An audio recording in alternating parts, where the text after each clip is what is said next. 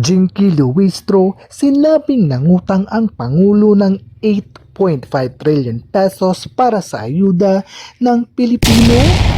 Heto nga at gulat na gulat nga ang mga sambayan ng Pilipino nang ibinalita sa media news ang pagkakaroon ng malaking utang ng Pinas sa World Bank na umabot lang naman ng 18.5 trillion pesos na kung susumahin ay paghahatian ng bawat Pilipino ay katumbas na may utang na 150,000 kada isang tao ng mamayanang Pilipino.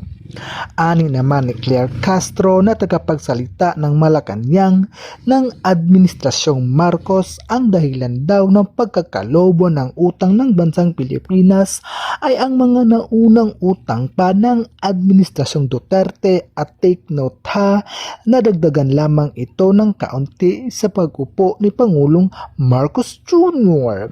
Saad naman daw ni Jinky Luistro ay huwag na daw magreklamo ang karamihan sa atin sapagkat lahat naman daw tayo ay nakikinabang, lalong-lalo na ang mga mahihirap.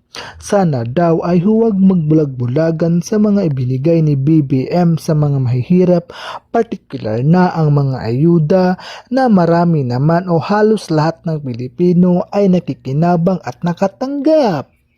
Imbis na magreklamo ay magpasalamat na lamang tayo sa ibinigay ni Pangulong Marcos Jr. sa atin dahil nga mahal na mahal niya ang sambayan ng Pilipino at mahal na mahal rin niya ang bansang Pilipinas. Kayo mga kapolitiko, anong masasabi ninyo ukol sa isyong ito? Just comment down below and don't forget to like and subscribe for more updates. See you on my next video. Bye-bye!